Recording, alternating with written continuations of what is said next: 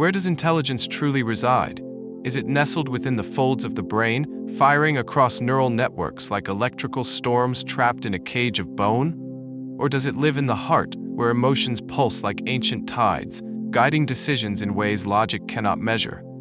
Perhaps it extends beyond the body entirely, suspended in a mysterious field of light, frequency, and memory, a subtle architecture that modern science has yet to fully grasp. This question, deceptively simple, opens a doorway that leads to the foundation of everything we believe about being human. It challenges not just our scientific understanding of the mind, but also centuries of philosophy, spiritual teachings, and mystical insight. If thought and awareness are not bound to the physical brain, if memory and identity can exist outside neurons and synapses, then our conception of the self must be rewritten. We are no longer machines made of flesh and bone. We become something else entirely. Throughout history, philosophers have wrestled with the enigma of consciousness. René Descartes believed in a clear duality, mind and body, spirit and matter. Cogito ergo sum, I think, therefore I am, was more than a declaration of self-awareness. It was a radical claim that thought itself proved the existence of a separate immaterial self. For Descartes, the mind was not reducible to the body. It was the origin of identity, a non-physical essence interacting with a physical vessel. Yet centuries later, the dominant view in neuroscience paints a different picture, that intelligence is an emergent property of matter, arising from complex networks of neurons firing in synchrony. Under this view, you are your brain, your memories, your hopes, your fears, all illusions generated by patterns of electric pulses and chemical reactions. The soul, if it exists at all, is a poetic artifact of biology. But what if both views are incomplete? What if intelligence is not just a function of brain tissue, nor merely an immaterial soul floating apart from matter, but something distributed, woven into the very fabric of the body, and perhaps beyond it? What if the heart, long dismissed as merely a pump, carries its own form of intelligence? The emerging field of neurocardiology suggests this might be true. The heart has its own nervous system, capable of independent memory, learning, and decision-making. The heart-brain, as it's now called, may be more than metaphor. And then there is the concept of the auric field, the subtle energy body spoken of in ancient traditions, now being re-examined through the lens of quantum biology and frequency medicine. Could intelligence also reside in this field? Could our thoughts, feelings, and intuitions ripple through energetic layers that transcend the physical? It would explain the uncanny experiences so many people report: telepathy, intuition, the sense of being watched, or the memory of something never lived. To even ask these questions is to step outside the narrow corridor of conventional science and into a broader landscape, one where mystery is not a threat to truth, but a doorway to deeper understanding. And in this landscape, the search for where intelligence resides is not about pinpointing a location on a brain scan. It is a journey into the nature of being itself, because to understand where intelligence lives is, in the end, to understand what we truly are. If we allow for the possibility that intelligence is not confined to the brain, then we must begin to examine other centers of perception within the body. The first candidate is the heart, not as a romantic symbol or emotional cliché, but as an actual organ of perception and regulation. The human heart is equipped with over 40,000 neurons, forming a complex network that communicates directly with the brain. More than just relaying information, it sends signals that influence cognitive function, emotional processing, and even decision-making. This discovery has given rise to the field of neurocardiology, which posits that the heart possesses a form of intrinsic intelligence. Studies have shown that the heart's rhythm can affect our brainwaves, our stress levels, and our clarity of thought. Heart coherence, the synchronization between the heart and the brain, has been linked to heightened intuition and better emotional regulation. In this light, the heart is not a passive pump, but an active participant in the construction of experience. Perhaps it is the bridge between the physical and the energetic self. Moving further, we encounter the gut, commonly referred to now as the second brain. Containing over 100 million neurons, the enteric nervous system operates with a degree of autonomy that scientists are only beginning to understand. The gut not only influences mood and immune function, but plays a central role in our subconscious reactions and intuitive responses. That gut feeling we so often dismiss may in fact be a form of embodied intelligence rooted in our deepest evolutionary memory. Together, the brain, the heart, and the gut form a kind of trinity, a triune intelligence that spans cognition, emotion, and instinct. But even this model, as profound as it is, may still fall short of capturing the full truth. Because if intelligence also exists outside the body, within what some call the auric field or energetic body, then the architecture of consciousness must be expanded once again. Intelligence becomes not only distributed, but also interdimensional. Ancient traditions around the world have long pointed toward this possibility. From the chakras of Hindu philosophy to the meridians of Chinese medicine, from the Kabbalistic tree of life to the luminous energy field of Andean mysticism, there is a shared recognition that the human being is more than flesh and bone. These systems describe invisible layers of subtle energy that envelop and penetrate the physical body, fields that are sensitive, responsive, and intelligent in their own right. Modern research is beginning to catch up.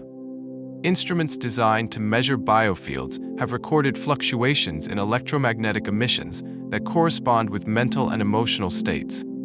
Photons, particles of light, have been observed to behave differently in the presence of focused human intention. Some scientists now speculate that consciousness itself may be a field, an omnipresent medium that our bodies tune into, rather than generate on their own. If this is true, then our intelligence is not something we own, but something we participate in. Like radios receiving frequencies, our minds may simply be decoding a much greater informational spectrum. Thoughts may not be manufactured, but received. Memory may not be stored in the brain alone, but distributed across a vast energetic matrix that includes the body, the environment, and perhaps even time itself. What does it mean to live as a being whose intelligence is non-local, multidimensional, and connected to something greater? It means we must begin to listen differently, not just with our heads, but with our entire being. It means that awakening is not a metaphor, but a physiological and energetic reality. And it means that the search for truth must move inward, beyond matter, into the subtle currents where life itself thinks. If intelligence is not bound by neurons, and if the body is more than a container for consciousness, then what of memory? We often imagine memory as data stored within the folds of the brain, a vast archive of past events cataloged by synapses and electric signals. But what if memory itself exists beyond the brain? What if remembering is not retrieving from a hard drive, but tuning into a field? There are countless reports of people who experience memories that do not belong to them.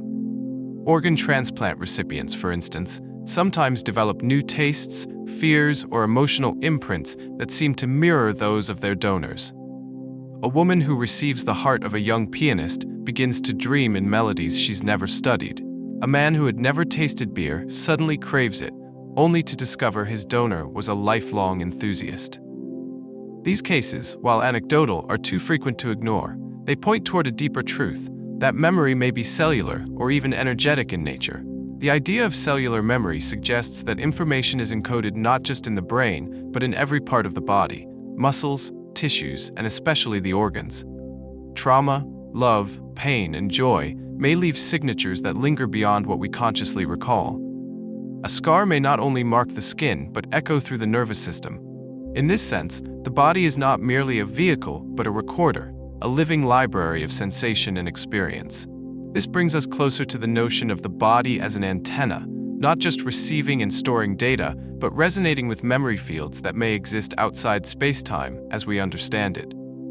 The overlap with mysticism becomes striking here. In Eastern traditions, karma is not just a moral ledger, but a vibrational imprint. In Western esotericism, the Akashic records are said to contain all thoughts and actions of every soul, accessible through heightened states of awareness. Could these metaphors be describing the same phenomenon? Memory as field, as frequency, as living resonance? Even modern physics flirts with this possibility. The concept of the holographic universe posits that all information about the whole is contained within each part, just as a single piece of holographic film holds the image of the entire object. If our reality is in fact holographic, then memory, identity, and even consciousness itself may be non-local by design. A shift in one part of the field may ripple through the whole. This could explain how intuitive insights, ancestral knowledge, or even past life impressions can emerge suddenly without any direct experience. But what does it mean for us practically, if this is true? It means that healing may not be about fixing the brain, but about realigning the body's energetic memory. It means that trauma may live not in the past, but in the present frequency of our cells. And it means that transformation, true, lasting change, is not just psychological. It is cellular. It is vibrational. It is total. To live with this awareness is to become more than a thinker. It is to become a listener, a resonator, a living symphony of memory and intention. It calls us to stop treating ourselves as broken machines in need of repair and to begin seeing ourselves as fields of living intelligence, capable of rewriting our own patterns, accessing deeper truths, and awakening dormant memories that stretch far beyond this lifetime.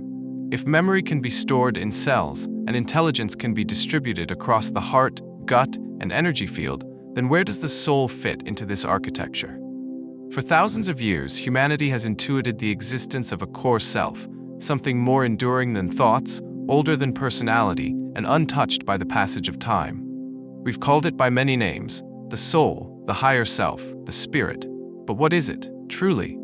Perhaps the soul is not a thing to be found, but a signal to be received. Not an object inside us, but a pattern of intelligence we tune into, a waveform that carries the blueprint of who we are across lifetimes, dimensions, and bodies. In this sense, the soul may be the most refined form of memory and intention, the deepest thread of continuity that weaves through the ever-changing fabric of identity. This is not just poetic speculation. Across diverse mystical traditions, from Sufism to Tibetan Buddhism to indigenous cosmologies, there is a recurring belief that the soul carries its own knowing. It chooses lessons, it carries imprints, it nudges us through intuition, synchronicity, and longing. What we call free will may in fact be the conscious ego struggling to interpret a deeper stream of directive intelligence, a soul current that never stops speaking, even when the mind is loud. In moments of silence, deep meditation, awe, grief, or love, we sometimes sense this presence. It's not a thought, it's not a memory, it's a kind of resonance, a frequency of I am that exists beyond words. It brings a strange certainty that we are more than our history, more than our name, more than this moment. And in those moments, we don't need to believe in a soul. We feel it. If the soul is a signal, then where is it broadcast from? Some esoteric teachings describe a universal field of consciousness, what the Vedas called the Akasha, and what some modern theorists describe as the zero-point field. It is said to be everywhere, beyond time, containing all potentialities. In such a view, our bodies are not generators of consciousness, but antennas. The soul is not locked inside us, it is accessed through us. This would also explain the phenomenon of sudden insight or unlearned wisdom. A child prodigy who composes symphonies, an artist who channels images she's never seen, or a mystic who speaks truths that transcend culture and education. These may be expressions of soul memory, bleeding through the filters of the mind. In dreams, visions, and deep emotion, the boundary softens and the broadcast becomes clearer. Of course, this challenges the very foundation of materialism. If consciousness is not confined to the brain, if intelligence can exist without matter, and if memory is field-based rather than biologically fixed, then the soul is not a superstition. It is an organizing principle of reality. And when we live disconnected from it, we feel lost. Our intelligence becomes fragmented. Our choices become reactive rather than guided. We become noise without signal. But to reconnect with that inner broadcast, to become still enough to hear the soul's frequency, is to re-enter coherence. It is to remember a truth that lives not in the mind, but in the body's deepest rhythms, in the silence between thoughts, in the subtle pull of destiny that logic cannot explain. It is to live as a whole intelligence, one that includes instinct, emotion, memory, and mystery. If intelligence truly flows through us, not just as thought, but as vibration, pattern, and field, then how do we listen to it? Not just mentally, but wholly. How do we perceive the soul's signal, the body's knowing, the invisible wisdom that pulses beneath language? The first step may be the simplest, but also the most difficult in modern life: silence. In a world obsessed with noise, information, distraction, urgency, we have forgotten the power of stillness. Yet it is in stillness that the deeper forms of intelligence begin to speak. Not with words, but with sensations, images, archetypes, and felt resonance. These are not hallucinations. They are the original language, the vocabulary of intuition. Intuition is not guessing.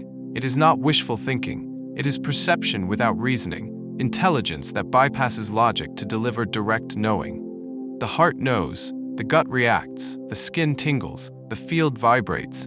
Intuition does not ask for proof because it is the experience of truth itself before the mind tries to dissect or doubt. It is not always correct in factual detail, but it is often precise in energetic orientation. Some of the greatest scientific discoveries in history began not with data, but with a hunch. Einstein visualized riding on a beam of light long before equations confirmed his theories. Tesla claimed to receive entire inventions in his mind, complete and intact. Artists, prophets, mystics, all report moments of clarity that feel given rather than generated. These are not anomalies. They are examples of intelligence working through us from a deeper layer of being. To access this deeper layer, we must reverse the modern obsession with mental dominance. The rational mind is a magnificent tool, but a poor master. When it is given total control, it filters out everything it cannot measure. It silences the intuitive body, the emotional wisdom, the energetic flow. It replaces knowing with calculating. But intelligence, in its full expression, is integrative. It listens in multiple directions, upward to vision, downward to instinct, inward to memory, and outward to the field. Practices like meditation, breathwork, somatic awareness, and contemplation are not just spiritual luxuries. They are technologies of perception. They attune us to frequencies we've been conditioned to ignore. They calm the chatter, open the inner ear, and sharpen the antenna. Over time, we learn to distinguish signal from noise. We begin to trust the soft voice beneath the loud one. This shift is not about abandoning science or logic. It is about remembering that logic is one layer of a much vaster terrain. The ancient mind, the integrated mind, knew this. Shamans, yogis, and seers were not less intelligent. They were tuned differently. They saw patterns in dreams, guidance in symbols, and intelligence in the body's symptoms. They understood that consciousness is layered, and that the deeper layers speak in images, sensations, and rhythms, not sentences. To reclaim this kind of intelligence is not to regress into superstition. It is to evolve beyond reductionism. It is to become fluent in the forgotten language of the soul. And as we learn to listen, not with the ears, but with the being itself, something remarkable happens. The world begins to speak back. The boundary between inner and outer starts to blur, and we realize that intelligence is not inside us or outside us. It is the space between. If our personal intelligence is not an isolated spark, but a tuning device, then what exactly are we tuning into? Beneath the surface of individual awareness lies a deeper current, an ocean of consciousness that flows through all beings. Many call it the collective unconscious. Others speak of a morphic field, a noosphere, or a unified field of mind. Whatever the name, the idea is the same. Intelligence is not personal. It is participatory. This collective field is not just a poetic metaphor. It has structure, it has memory, and it responds. We see hints of it in nature, how birds turn midair in unison, how fish swarm without a leader, how trees communicate through roots and fungal networks. These are not just instinctual responses. They are real-time manifestations of shared intelligence, where information is exchanged without words, plans, or ego. In humans, this field expresses itself in subtler ways. A mother senses her child's distress across miles. Two friends think of each other at the exact same moment. Entire cultures generate similar myths and symbols without ever meeting. In creative communities, breakthroughs often occur simultaneously across the globe, as if a shared insight ripens through the field and finds multiple vessels willing to receive it. This is not coincidence. It is coherence. Psychologist Carl Jung called this the collective unconscious, a repository of archetypes, dreams, and ancestral memory shared by all of humanity. But the idea stretches even further. The biologist Rupert Sheldrake proposed morphic resonance, that patterns of behavior, learning, and form are transmitted through invisible fields that link members of a species. According to this theory, once a pattern is established, it becomes easier for others to access, not by teaching, but by resonance. What if intelligence, then, is not something we possess, but something we access? What if thoughts do not originate in the brain, but enter it like signals through an open channel? This would explain why ideas often seem to arrive, rather than be constructed. It would explain why inspiration feels like being struck, why genius feels like remembering something we've always known, and why wisdom often emerges from silence, not study. If this is true, then the implications are vast. It means that healing, learning, and awakening can occur not just individually, but collectively. When one person breaks a pattern, the field shifts. When enough people tune into a higher frequency of love, of clarity, of peace, it becomes easier for others to do the same. We become transmitters as well as receivers, radiating frequencies into the human field, influencing others in ways we may never see. This is why certain people seem to change the energy of a room without saying a word. Why the presence of a calm person can soothe anxiety, or why the open heart of a stranger can feel like home. They are not forcing anything. They are broadcasting coherence. Their inner alignment ripples outward, inviting others to tune in. This is intelligence as resonance, subtle, powerful, contagious. In this light, spiritual practice is no longer a private pursuit. It becomes a form of planetary service. Every time we clear our mind, soften our heart, or bring awareness to our body, we are not just healing ourselves. We are clearing signal in the greater field. We are tuning humanity toward a deeper form of intelligence, one that transcends logic, transcends borders, and reawakens our original knowing that we are not alone and never have been. If intelligence is a field, vast, subtle, and collective, then how does it communicate with us? Not through speech, not through written language, but through patterns, through symbols, through dreams, through synchronicities so precise they defy probability. The field does not speak English or Chinese. It speaks frequency, it speaks form, and it speaks through the hidden architecture of meaning that we are just beginning to remember how to read. This symbolic communication is not new, it is ancient. For thousands of years, shamans, mystics, and visionaries have received knowledge through dreams, visions, signs, and archetypes. They did not dismiss these as hallucinations. They knew that behind every image lies a deeper intelligence, that symbols are the alphabet of the soul, and dreams are letters written in fire by the invisible hand of the field. Carl Jung understood this. He saw symbols not as decoration, but as carriers of psychic energy, keys that unlocked truths the rational mind could not grasp. He spoke of synchronicity, meaningful coincidences that appear random, but are charged with personal and cosmic significance. You think of someone, and they call. You dream of a place, and the next day you walk into it. A word you've never heard suddenly appears 3 times in 24 hours, each time pointing to the very thing you've been trying to understand. These are not accidents. They are echoes of a deeper structure. A conversation between your inner world and the intelligence that underlies the outer one. A moment of coherence between your question and the universe's answer. When we pay attention, not just with our mind, but with our whole awareness, we begin to notice how often we are being spoken to. Not in noise, but in rhythm. Not in facts, but in metaphor. And metaphor is not a lesser form of truth, it is its vessel. Literal thinking can describe the surface of reality, but metaphor touches its essence. A single symbol can transmit volumes of insight, bypassing the filters of doubt, logic, and cultural conditioning. This is why myths, dreams, and art remain some of our most powerful teachers. They do not argue, they awaken. The challenge is that we've been trained to distrust these modes of knowing. We are told that dreams are meaningless, that intuition is unreliable, that symbols are subjective. In this way, the language of the field is silenced before it can be heard. But when we unlearn that cynicism, when we begin to take seriously the data of dreams, the movement of animals, the shape of clouds, the sudden alignments in daily life, we begin to re-enter the conversation. We become fluent again in the language we spoke before we could speak. This is not fantasy, it is not escapism, it is the recovery of a capacity that lives in all of us, to perceive reality not just as matter, but as message. To understand that every experience is shaped not only by cause and effect, but by resonance and relevance.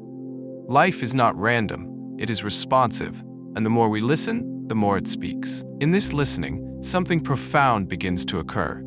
The boundaries between inside and outside begin to blur.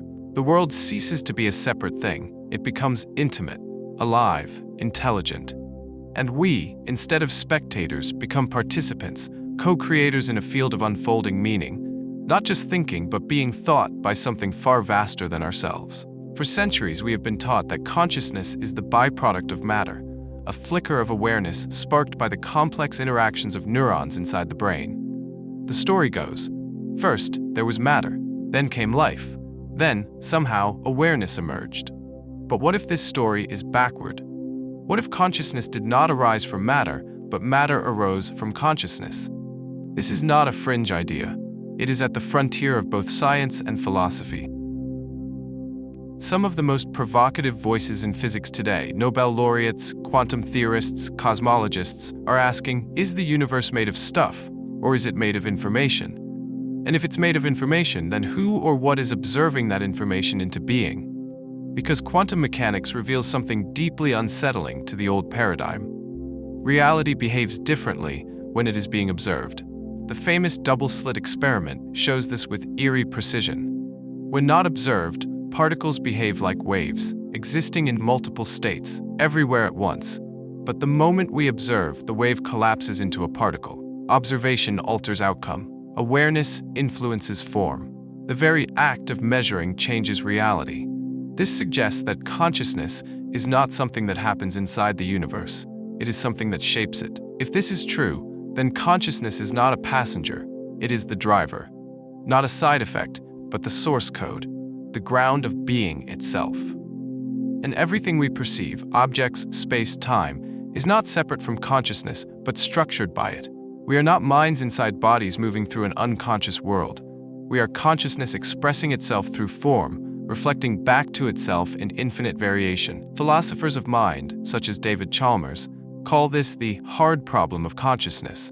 How does subjective experience arise from physical matter? But maybe it doesn't. Maybe the problem disappears when we flip the lens, when we accept that matter is a crystallization of mind, not the other way around. In Eastern traditions, this has long been understood. The yogic sages of India declared that the world is Maya, a projection. The Taoists spoke of the unnameable source, the mother of 10,000 things, from which all form arises. In phenomenology, thinkers like Husserl and Merleau-Ponty suggested that consciousness is not something in us. It is the field in which us appears. We do not merely observe experience, we are the unfolding of experience itself. The body, the world, the self, all co-arise within the field of awareness. This awareness is not personal, it is the canvas on which the personal appears. If we begin from this place, from consciousness as the ground, not the result, then everything shifts. Intelligence is no longer about computation, it is about participation. It is not something we use, it is something we are. Our thoughts are not just brain states, they are waves on the surface of a deeper ocean of being. And the body is not a cage, it is a gateway, a node in the infinite field of knowing. This shift is not just philosophical, it is existential.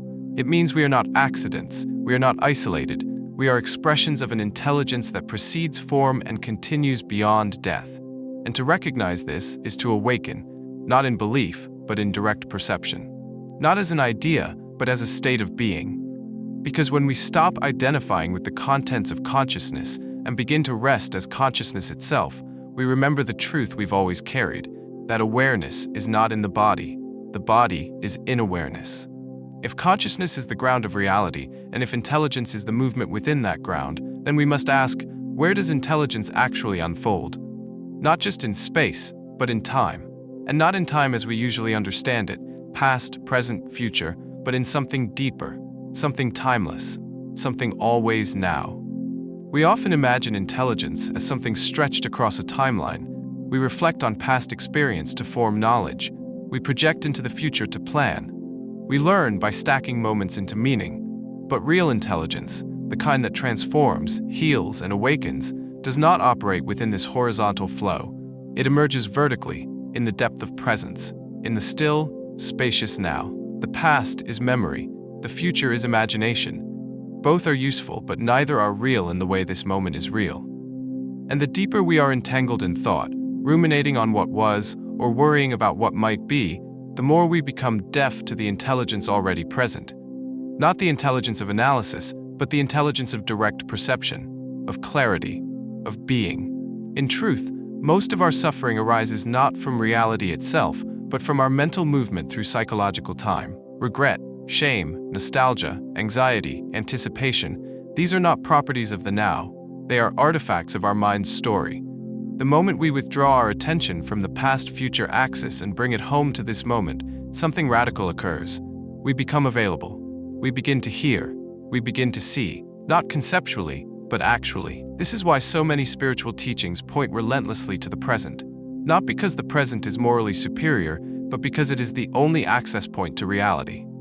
Enlightenment, awakening, insight, all happen in the now. Never later, never before, only here.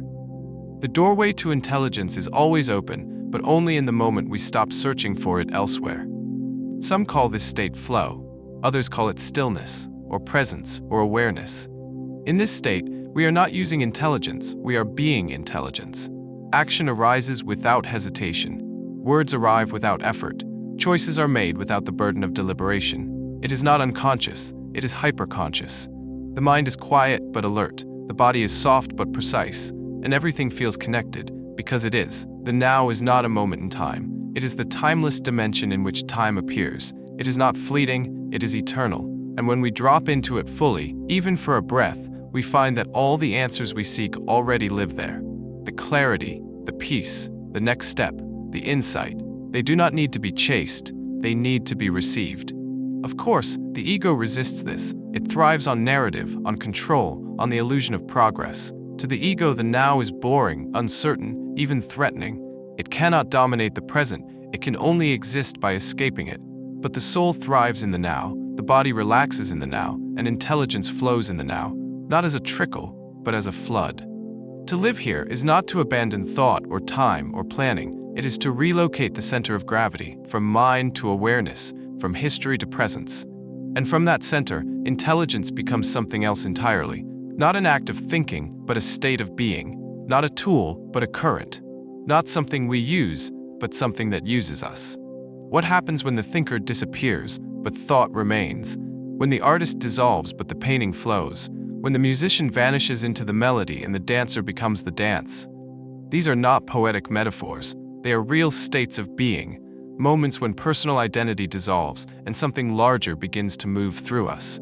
Something faster, clearer, deeper than our thinking mind. This is intelligence, pure, creative, unfiltered. We call it flow, we call it inspiration. But in truth, these are glimpses of what it means to become transparent to intelligence, to become an open channel, not as something mystical, but as something profoundly human. Because the most powerful forms of creation do not come from effort. They come from surrender, from listening, from getting out of the way. Ask any great artist where their best work comes from, and they rarely say, "From me." They say, "It came through me." They describe themselves not as creators, but as vessels. They speak of visions arriving fully formed, of hands moving without thought, of words writing themselves. This is not false modesty. It is an accurate account of what it feels like when the personal mind is quiet enough for universal intelligence to move. Even in science, the pattern holds. Many breakthroughs happen not at the desk but in the dream. Not in calculation, but in stillness. Ideas arrive whole, not built. They feel remembered, not invented.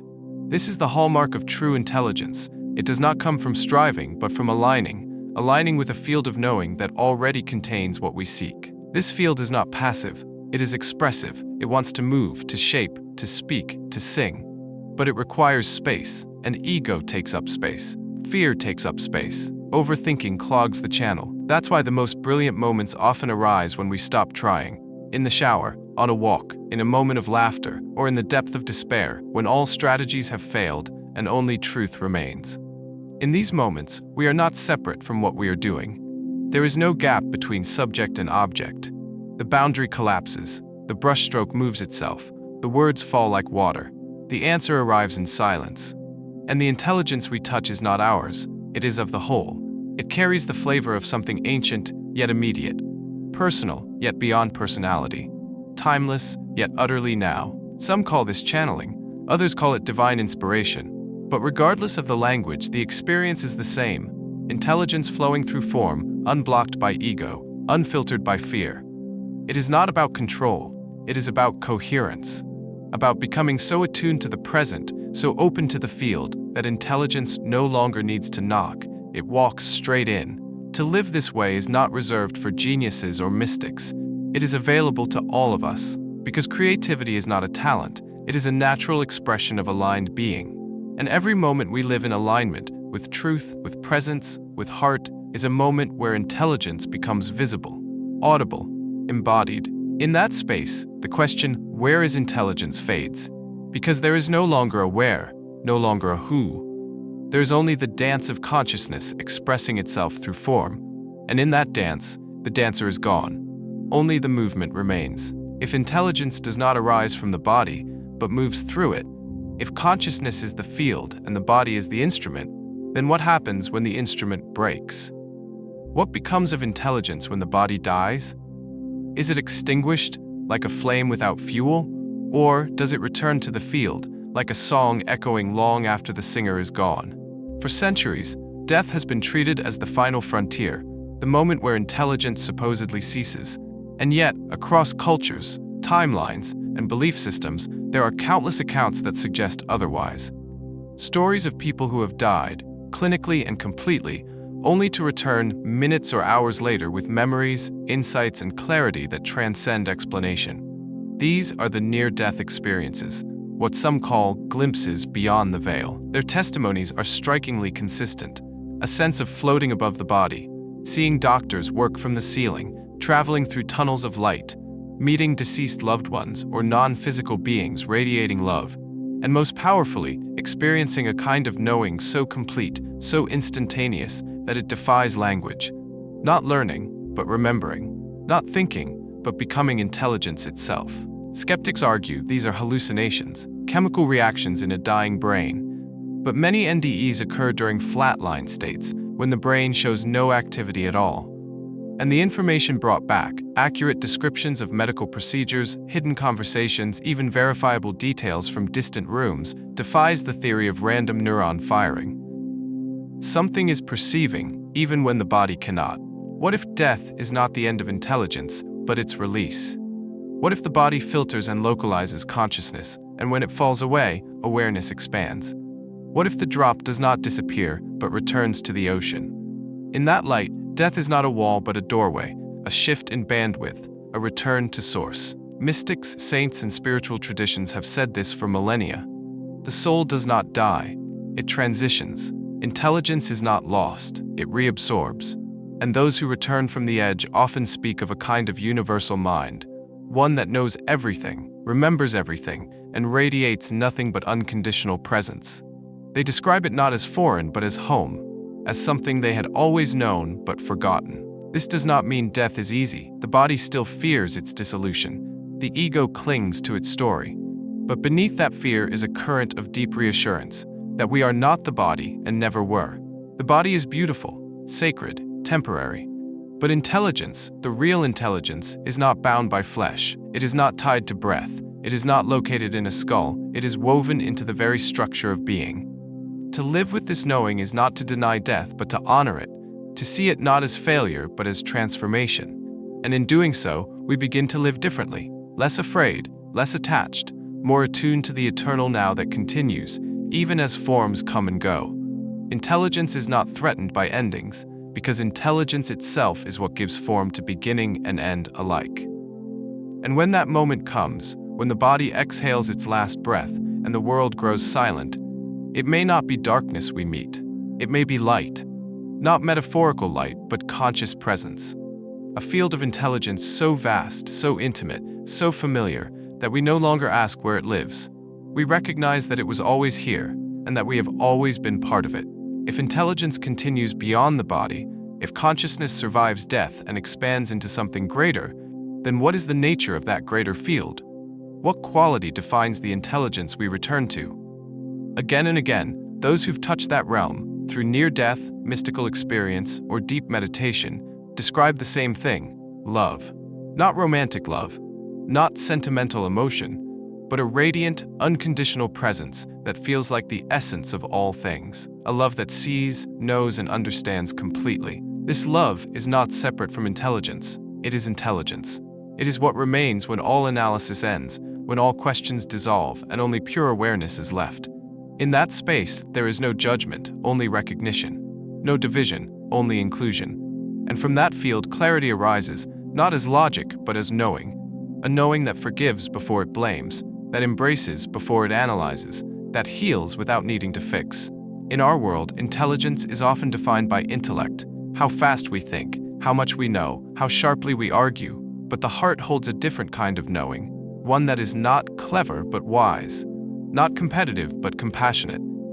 It listens more than it speaks. It sees the whole, not just the part, and it understands that the deepest truths cannot be taught, they must be felt. When we forgive, when we let go of bitterness, when we choose empathy over defense, something happens inside us. The mind softens, the body relaxes, the walls we've built to protect ourselves begin to dissolve, and in their place, a deeper intelligence begins to move. One that does not separate self from other, one that does not seek to win, but to understand. This is not weakness, it is the highest form of strength, because it requires the courage to feel what we would rather avoid, and the grace to love what we cannot control. Even in science, there are hints of this integrative force. Systems that evolve toward cooperation, organisms that thrive in symbiosis, the emergence of complexity through relationship, not domination. Intelligence, at its most elegant, is relational. It does not isolate, it connects. And love is the ultimate connection, so complete that the boundary between self and other dissolves. This is why the wisest beings we have ever known, Jesus, the Buddha, Rumi, Mother Teresa, did not speak of intelligence in terms of knowledge. They spoke of love. They embodied love, and through that embodiment, they radiated a clarity that no philosophy could match. Their lives were not lectures. They were living transmissions of coherence, of unity, of awakened heart. To love, then, is not to abandon intelligence. It is to fulfill it. It is to allow the mind to serve something greater than itself, something that includes the body, the soul, the other, and the field. In that alignment, thought becomes transparent, ego becomes soft, and the intelligence that moves through us is not ours, but it is whole. Perhaps the question is not, where is intelligence, but where is love? Because when love flows, intelligence flows. When the heart opens, perception sharpens. And in that space, we stop searching. Not because we have found the answer, but because we have become the place where the answer lives. So where is intelligence truly? Not just in the folds of the brain, not only in the rhythm of the heart or the wisdom of the gut, not solely in the auric field or the collective field of mind, not even limited to dreams, to death, or to visions of the beyond. Intelligence is not hidden in some far-off corner of the cosmos. It is here now, woven into the very fabric of your being. It is not a substance, not a location, not a possession. It is presence itself, the awareness that perceives, the silence that listens, the stillness beneath every movement. It is not something we find, it is what we are before we began searching. Like water seeking itself in the mirror of a lake, we spend our lives looking for what has never been absent. You are not a fragment trying to become whole. You are wholeness appearing as a fragment for the sake of experience. You are not a machine learning to feel. You are feeling, learning to be still. You are not a mind generating intelligence. You are intelligence witnessing the dance of form and forgetting itself for a moment, only to rediscover its own reflection in everything. This is why the deepest teachers do not offer answers. They point you back to yourself, not the personality, not the story, not the past, but to the quiet flame of presence beneath it all. The place where breath rises and falls, where awareness watches thought come and go, where love flows without reason. That is intelligence. And it is not separate from you. It is you. There is no technique to attain this, no belief to adopt, no ritual to perfect, only the willingness to stop, to feel, to listen. In that listening, you begin to remember. In that remembrance, you begin to see clearly, not through effort, but through openness. Not by thinking more, but by being fully here. The search ends where it began, in the silence behind your eyes, in the stillness of your breath, in the spaciousness of now. You do not need to reach intelligence. You only need to stop running from it. Because it has always been waiting, quietly, patiently, lovingly, inside the one who is reading these words.